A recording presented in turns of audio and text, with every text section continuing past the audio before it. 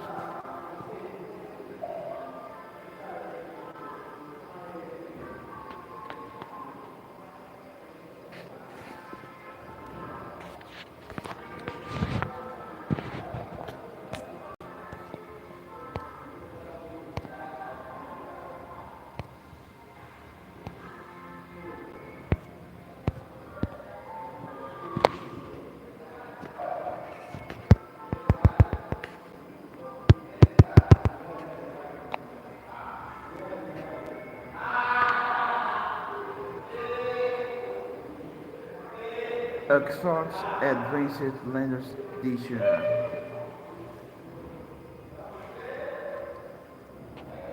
This dictionary helps you write and speak better English, understand more easily and more quickly, avoid common mistakes, learn more effectively.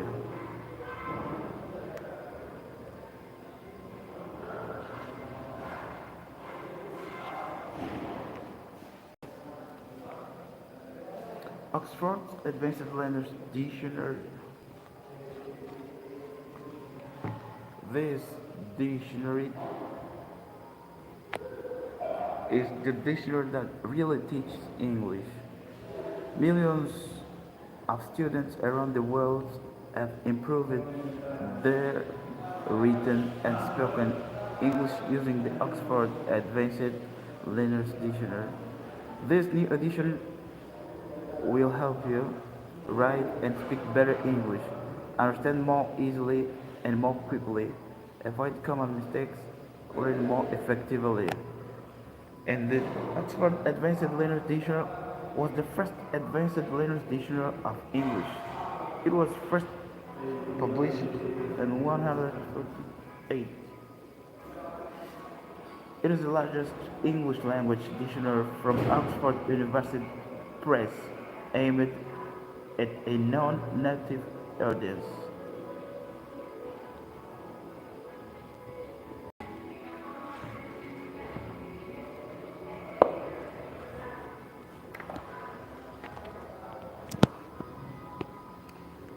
Hello, for you which are in this live and into my YouTube channel. My name is Valdo Mário. I am from Exame. So, leave your like, comment and share so that the video might arrive into people which can get the content of it. So, let's go from the goal of today.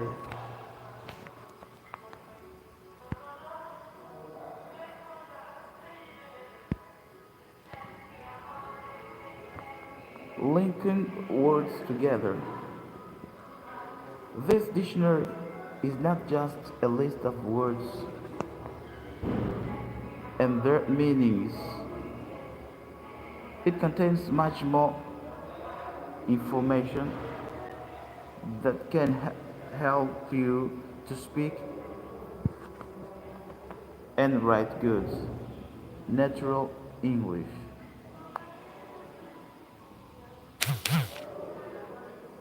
In order to use a word correctly, you need to know how to link it to other words in a sentence.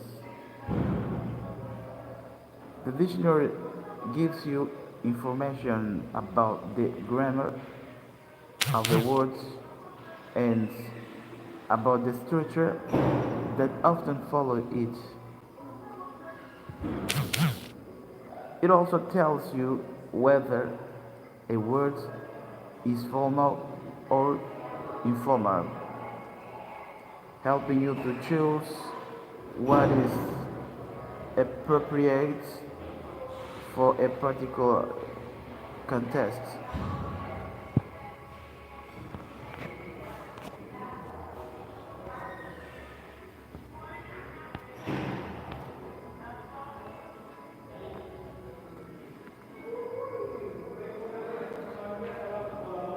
The dictionary also helps you to learn a word as a part of a larger unit of language. For example, as one element of a compound or in a common phrase. Compounds. A compound is a noun, an adjective, or a verb that has been created from two or more simple words. The second words of a compound may follow the first after a space, or it may be linked more closely to it with a hyphen. For example, car park, swimming pool, daughter-in-law, middle of the road.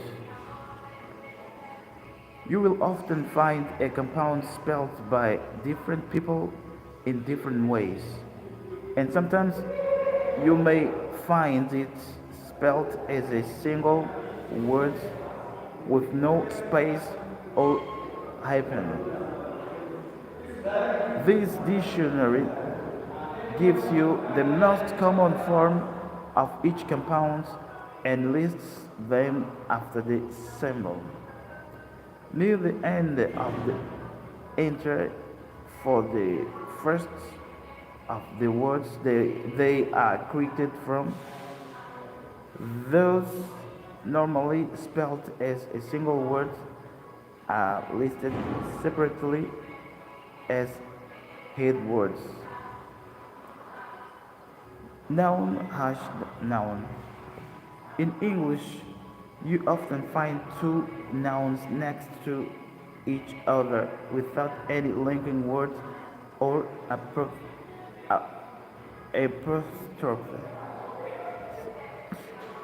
These noun groups are not compounds and do not have their own entries in the dictionary. The first noun is used like an adjective and describes the noun that follows it. Example, the back of the chair. A family holiday, a holiday for the family. Garden flowers, flowers grown in a garden. When a noun is often used in this way, examples are given at the dictionary entry. Verb hash noun phrase. Another common feature of English is the use of a verb like have, make, take, or do, followed by a noun. For example, have a shower, take a rest, make arrangements, do the washing. The verb by itself has little meaning. It has become part of a common phrase, a single unit of language. Sometimes more than one verb is possible. You can say, for example, make a decision, take a decision, and have a bath, take a bath. Example sentences at the intro for a noun show you which constructions you can use. Other units of language where a verb is always linked to an adverb or a preposition. It is known as a phrasal verb and is listed in the dictionary after the symbol PRV. Its meaning must often be learned separately from the symbol verb. It is derived from. Common phrase verbs includes look after somebody and hold somebody or something up. For example, she looks after her elderly mother. Traffic was held up for over 2 hours. She looks after her elderly mother. Traffic was held up for over 2 hours. For help with phrasal verbs, items often have meanings that are not easy to guess, and they must be learned as individual units of language.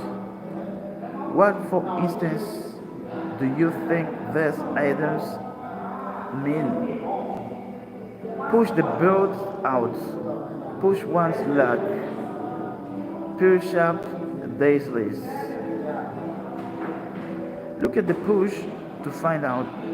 For help with items.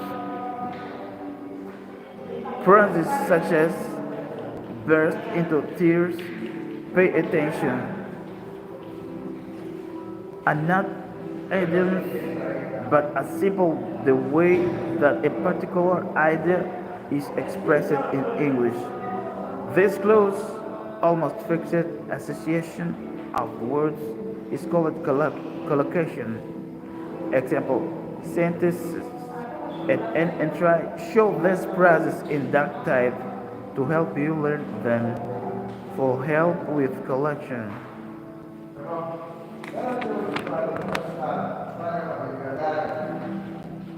Phrasal verbs. What are phrasal verbs? Look at the verbs in the sentence below. Okay, for example, John turned down the offer of a lift home. Buying that new car has really eaten into my savings. I don't think I can put up with his behaviors much longer. Phrasal verbs, sometimes called multi-word verbs, are verbs which consist of 2 or sometimes 3 words. The first word is a verb and it is followed by an adverb, turn down, or a preposition it into, or both put up with. Thus, adverbs or prepositions are sometimes called particles. In this dictionary, phrasal verbs are listed at the ends of the intro for the main verb in a session market. They are listed in alphabetical order of the particles following. Then look at the intro for fights where the phrasal verbs come after the idioms. Here are some important definitions of fight. Fight back, to fight with new force and strength, to show resistance after a disastrous first half. We fought back to level the scores. For example, don't let them bully you. Fight back. Fight something back down. To suppress feelings and more.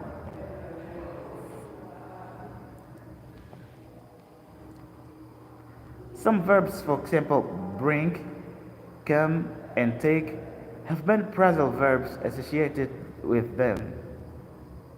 To help you find a particular phrasal verb more easily, the PHRV section of such verbs is divided into paragraphs so that all the phrasal verbs using a particular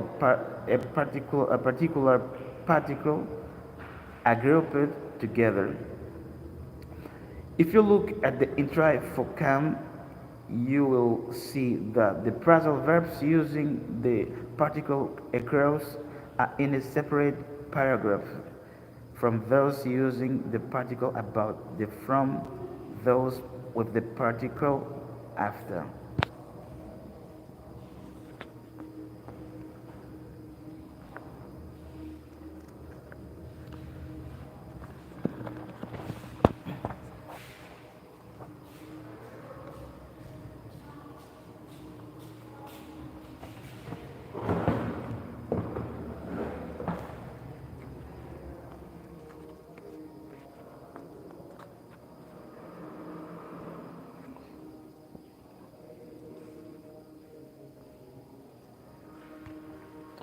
Yeah, still continue.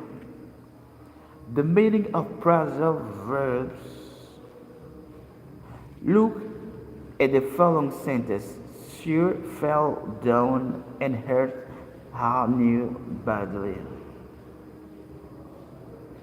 The meaning of some phrasal verbs, such as fall down, is easy to guess because the verb and the particle keep their usual meaning. However, many phrasal verbs have idiomatic meanings that you need to learn. The separate meanings of put up and with, for example, do not add up to the meaning of put up with tolerate. Some particles have particular meanings which are the same when they are used with a number of different verbs. Look at the around in the sentence below. I didn't see the point of hanging around waiting for him, so I went home. We spent most of our holiday lounging around beside the pool. Around adds the meaning of with no particular purpose or aim and is also used in a similar way with many other verbs such as play, sit, and wait. The meaning of phrasal verbs can sometimes be explained with a one-word verb.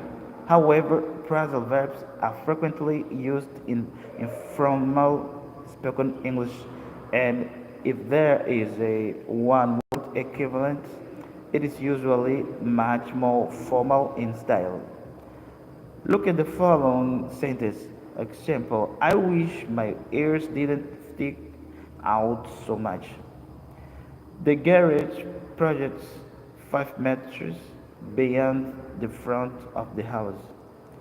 Both stick out and project have the same meaning, to extend beyond a surface, but they are very different in style.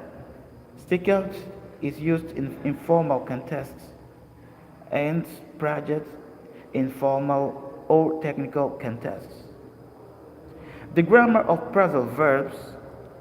Phrasal verbs can be transitive, they take an object, or intransitive, they have no object.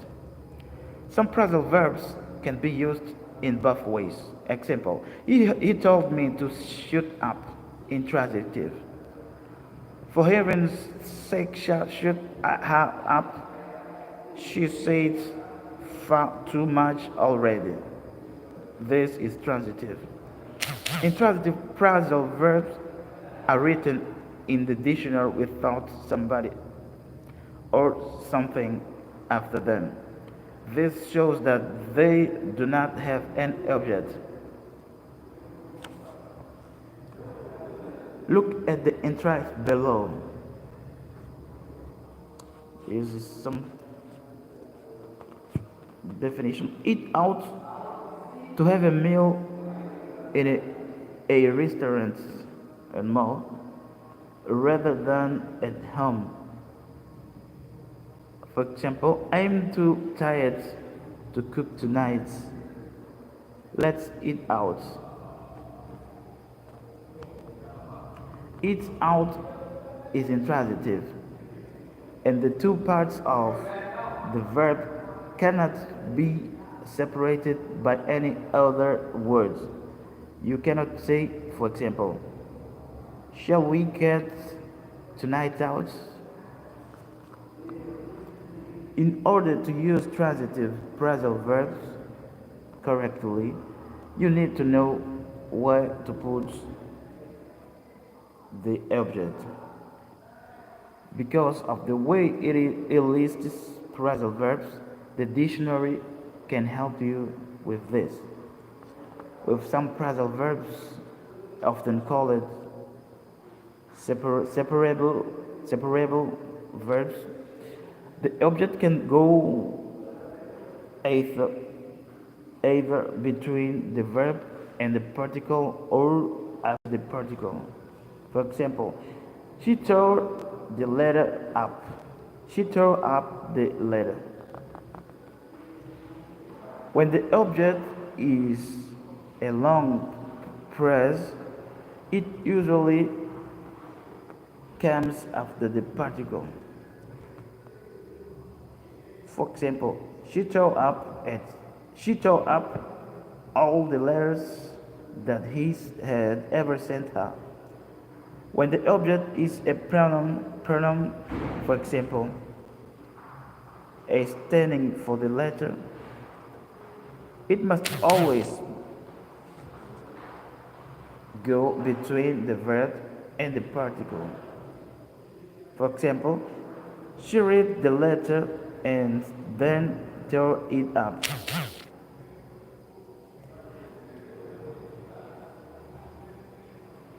In the dictionary, verbs that are separable are written like this: tear something up.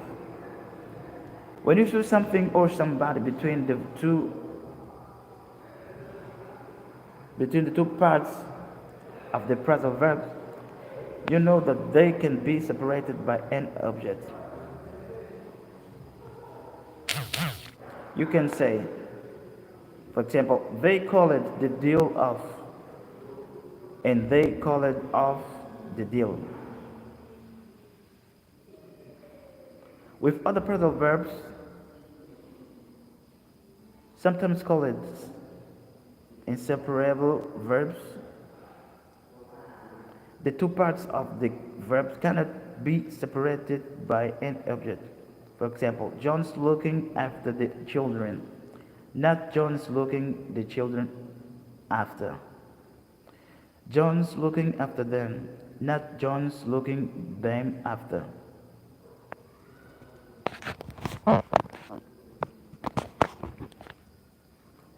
In the dictionary, verbs that are inseparable are written like this: look after somebody. When you see somebody or something after the two parts of a phrasal verb, you know that they cannot be separated by an object. You can say, I've gone off chocolate, not I've gone chocolate off. When you look at the phrasal verb in the dictionary, note the position of somebody or something. It will show you where you should put the object of the verb. Some transitive phrasal verbs can be made passive. Example, the deal has been called off. When this is common, you will usually find an example at the dictionary entry. Related nouns.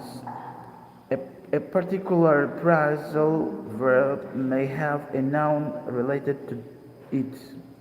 This is often listed in the compounds section of the entry below the phrasal verbs. Look, for example, at the nouns break in and break out in the entry for break.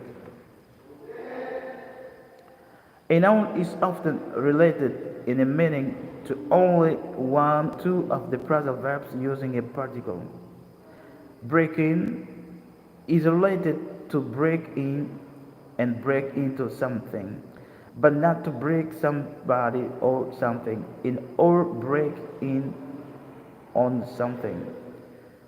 Breakout is related to break out of something, whereas the noun outbreak relates to break out.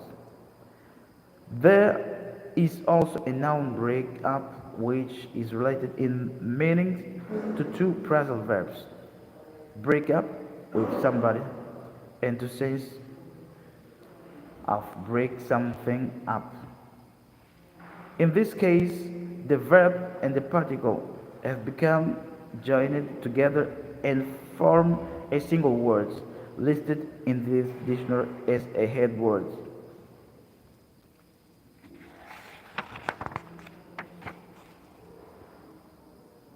Collation. What is collation? When we learn a language, we learn how individual words combine together in phrases and sentences. Does the following sentence sound right?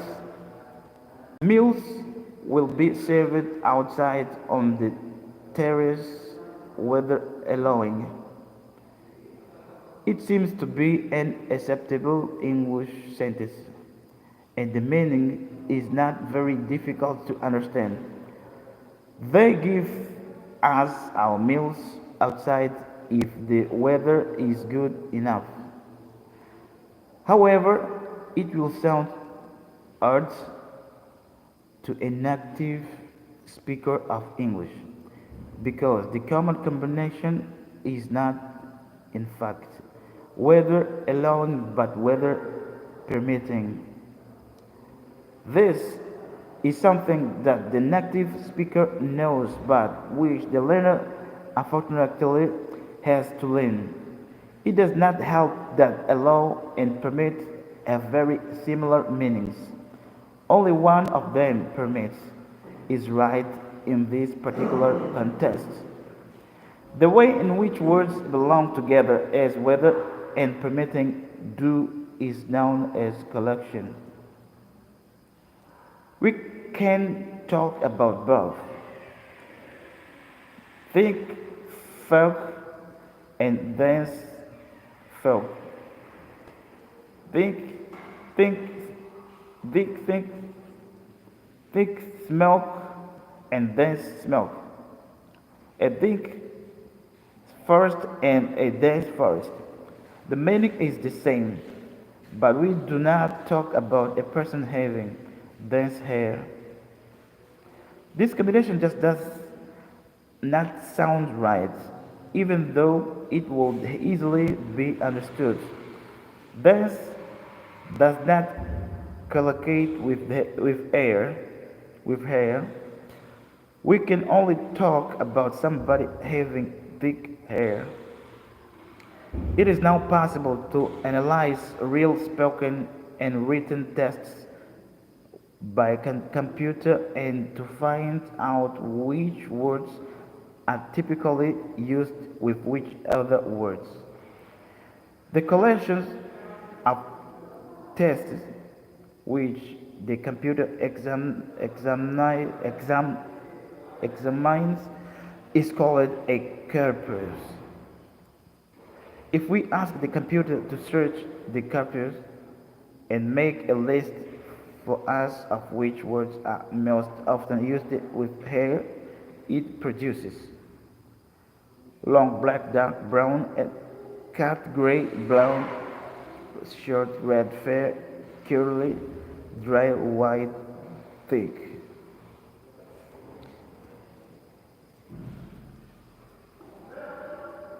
The corpus shows us that the noun here combines with a range of adjectives describing its colors, describing its color, length, length, texture.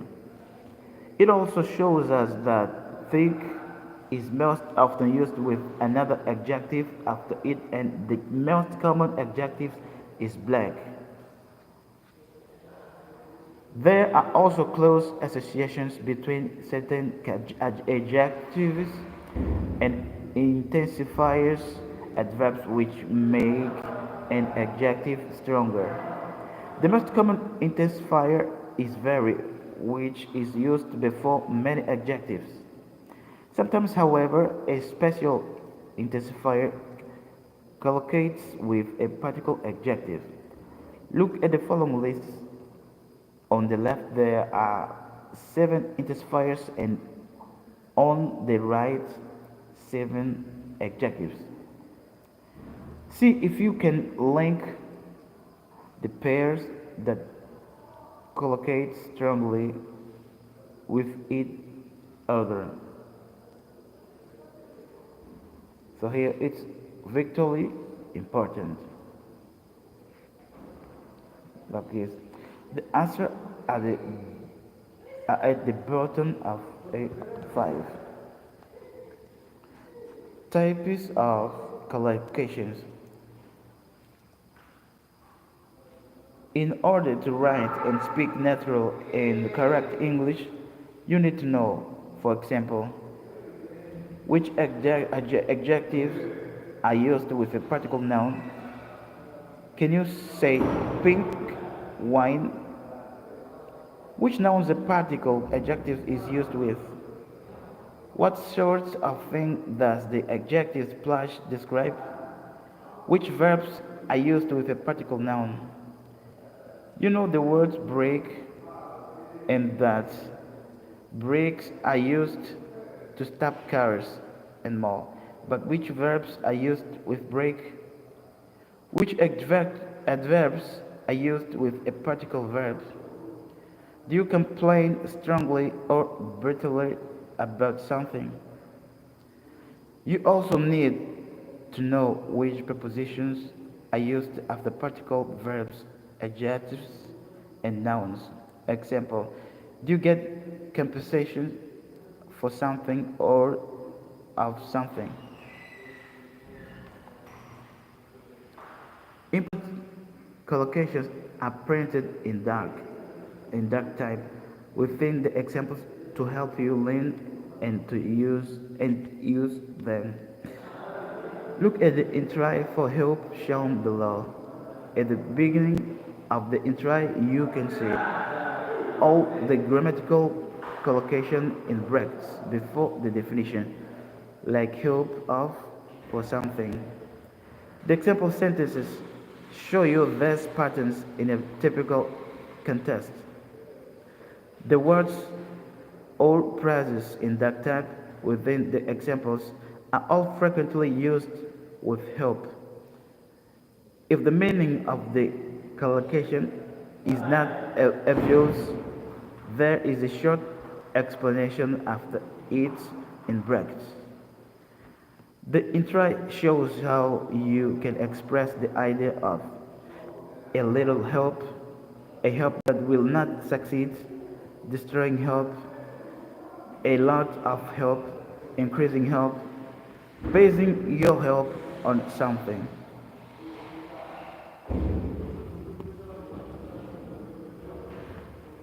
Look at the examples in a noun entry to find out what verbs can be used with it using breaks. So what means break? Break, it means a device for slowing or stopping a car, bicycle, train, and more. Put on or apply, release the brake.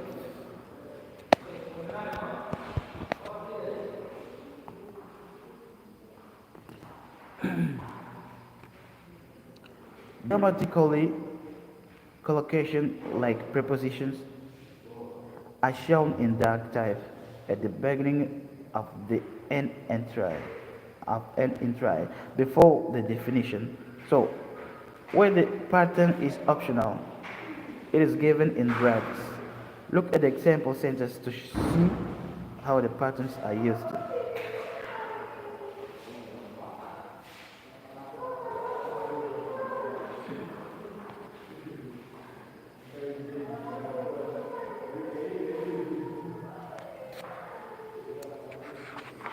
Yes.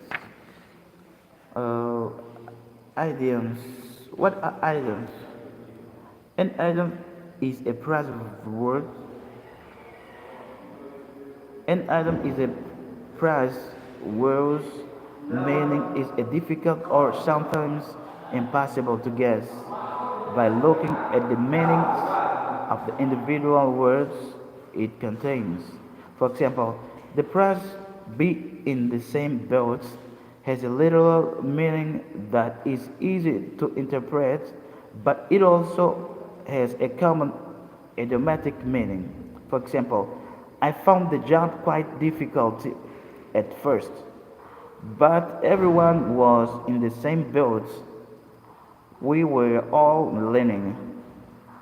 Here, be in the same boat means to be in the same difficult or unfortunate situation. Some idioms are colorful expressions, such as proverbs and sayings. Examples: a bird in the hand is worth two in the brush. It is better to be content with what one has done to risk losing everything but trying to get much more. Too many cooks spoil the broth. If too many people are involved in something, it will not be done well. If the expression is well known, part of it may be left out. Well, I knew everything would go wrong. It is the usual story of too many cooks. Other items are short expressions that are used for a particular purpose. Hang in there, used for encouraging somebody to remain firm in difficult circumstances. On your bike, on your bike, used to tell somebody to go away. Other items make comparisons, comparisons, comparisons. Example: as light as air, as hard as nails. Many items, however, are not vivid in this way. They are considered as items because their form is fixed.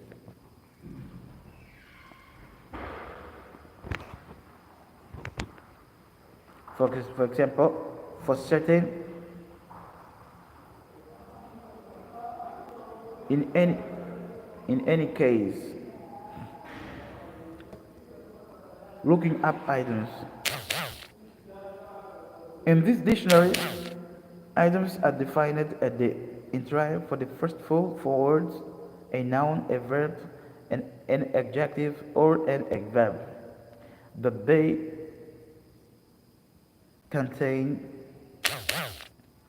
So this means ignoring and grammatical words such as articles or prepositions.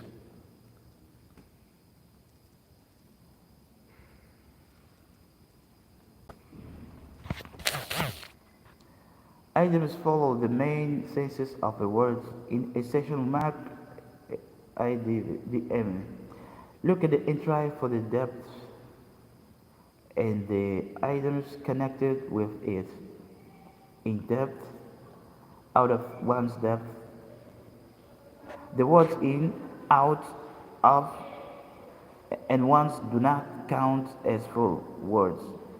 And so the items are not listed at the entries for less words. Deciding where items start and stop is not always easy.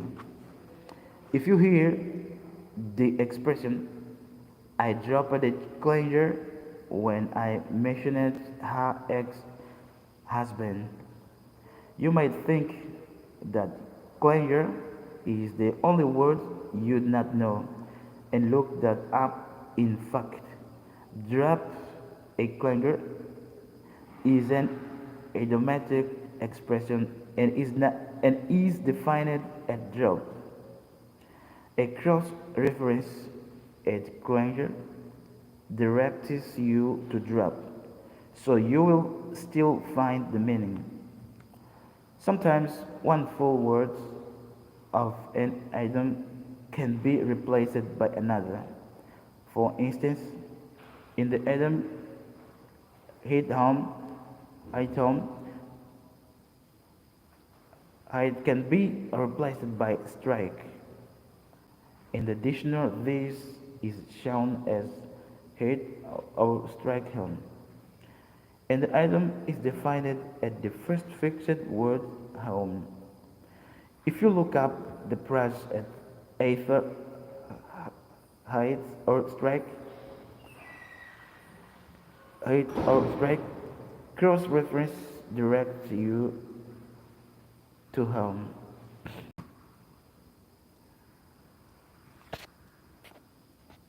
In some items, many alternatives are possible. In the expression live to tell the tale, you could substitute the you could substitute sorry you could substitute be around, be here, or be still alive for the word live.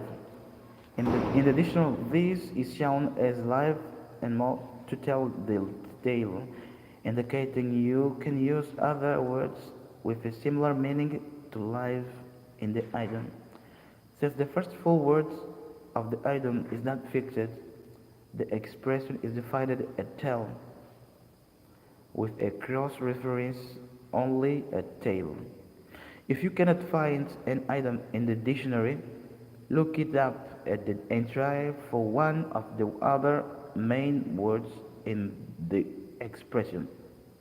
The adjectives bad and good are very common in items, and so also are the following verbs: be, get, live, see, break, give, let, set, bring, go, look, stand, come, have, make, take, cut, hold, play, throw, do, keep, put, turn, fall, lay, run, and work.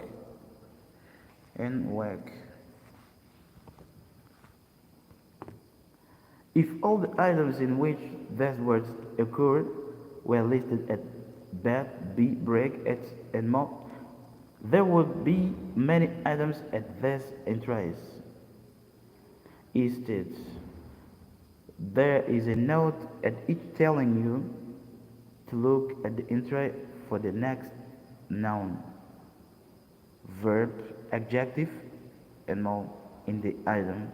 This means that you will break somebody's heart at heart, not at break, and not have a good word to say for somebody or something at words, not at have or good. Some items consist only of grammatical words such as one, it, or in. These items are defined at the first word that occurs in them. For example, the item one up on somebody is defined at the entry for one, where an item consists only of one of the common words listed above and grammar words. It is defined as the common words. Items are given in alphabetical order within the item section. Grammatical words such as a or an or the somebody or something, and the possessive forms one, somebody's, his, her, and more, as well as words in brackets or after the symbol are ignored. Using items. The dictionary helps you to use items as well as to understand them. It shows you if you can add any other words to an item. For greater emphasis, you can. For example, add either straight or right to the item head somebody in the air. Optional words such as straight and right are shown in brackets. The dictionary also shows you which parts an item you can change in the present,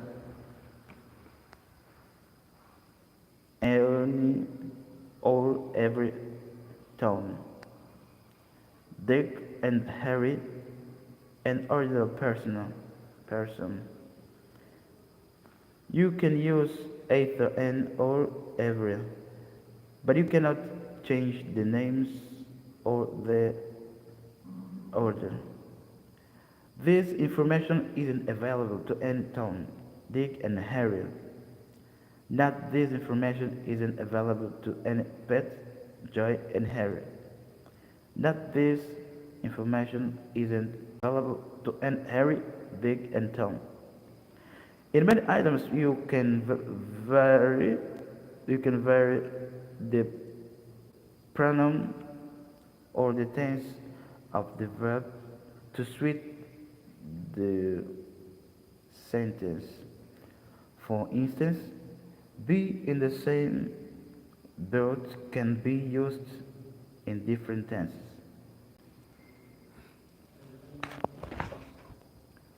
For example, we are all in the same boat. We were all in the same boat. However, it is not possible to replace boat with ship and keep the idiomatic meaning. Look at the items in the entry for distance. Go the full distance. The example sentence shows you that you can change the tense of go and that you can add the word full in or into the distance. The symbol shows you that either in or into is possible. Example sentence illustrates the use of both forms of the item. Keep somebody at a distance. You replace somebody in an item with a person or a group of people. In this case, you could write as an example. She always kept her colleagues at work at a distance. Keep one's distance from somebody or something. This item has two senses. One stands for a possessive form, and in the example sentence, there and his are used, agreeing with the subject of each sentence. The breaks around from somebody or something show you that a prepositional phrase with from can be added to the item, but that it can be completed without one. You replace somebody or something with either a person or a group of people, or with a thing or an activity. In the example, it's since to something is replaced by the word organization. Example, within striking distance. This item is not defined here, but is cross-referenced to strike. The first full word is the item.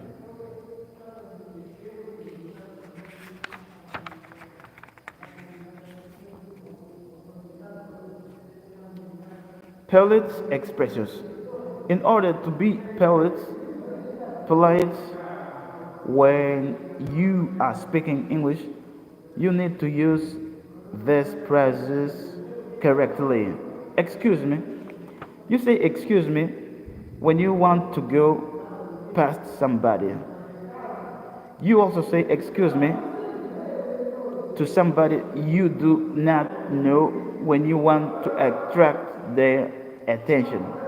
For example, excuse me, could you tell me the way to the station? Excuse me, is anyone sitting here? Sorry.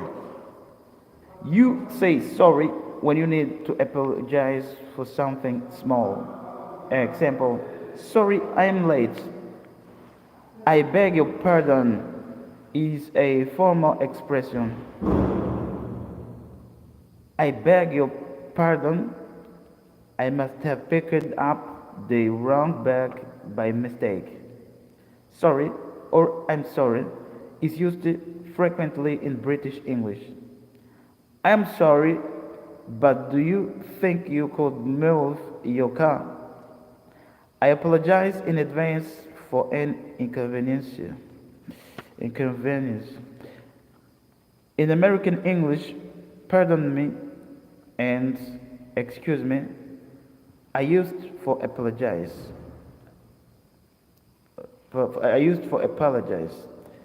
Excuse me. Pardon. I didn't see you there. In British English, you say pardon or sorry. And in American English, pardon me, or excuse me. When you did not hear or understand what somebody said and want them to repeat it, pardon, could you say that again? It is not polite to say what if you have not heard or understood something. I am afraid. You use the phrase I am afraid when you want to apologize because you have to tell somebody something that they may not like. For example, I'm afraid there's been an accident. Nina's not here at the moment. I'm afraid. Can I take a message? Do you have any decaffeinated coffee? I'm afraid not. Has the last bus gone? I'm afraid so. I wonder if you use expressions which show hesitancy when you are asking somebody to do something or asking for a favor. For example, could you just help me move this box, please? I wonder if I could have a copy of that letter. Would you mind if I left a few minutes early today? Do you think I could borrow your car this evening? Please. You say please when you ask for something. In British English, it introduces or ends a request.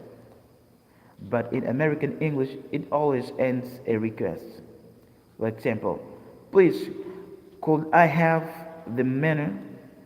Could I have the menu, please? You also use please when you ask somebody to do something. For example, could you post this letter for me, please? Please, could you post this letter for me? Thank you. When somebody gives you something, or when you buy something or receive information, you expect to say thank you or thanks. Some people may be offended if you say nothing. It is not usual to say anything is in response to thank you in British English, although some people may say that's all right. That's okay, or don't mention it. In American English, you are welcome is common. You say thank you or yes, please when you want to accept something. Example, how about another cup of coffee? Thank you, or thanks, or yes, please. You say no, thank you, or no, thanks when you want to refuse something. Example, would you like another example? Would you like some milk cake? No, thank you, or no, thanks. Cheers. Cheers is often used in informal British English to mean thank you. Here is that 5 is I owe you or cheers. You also say cheers before you have a drink when you are with other people. So, so thanks for your attention. Dismiss for you watch the video till now in these parts. So, leave your like and comment, share. My name is Valdo. I'm from Mozambique. Goodbye. See you another time on YouTube, Valdo Mário.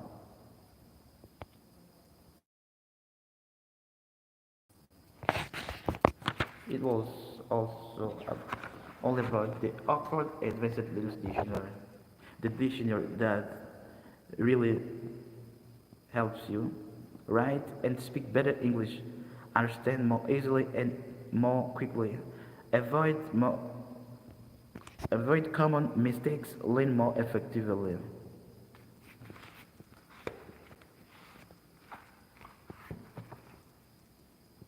And also, this is a dictionary that really teaches English, and millions of students around the world have improved their written and spoken English using the Oxford Advanced Learners Dictionaries. This new edition will help you write and speak better English, understand more easily and more quickly, avoid common mistakes, learn more effectively, such as said. Goodbye.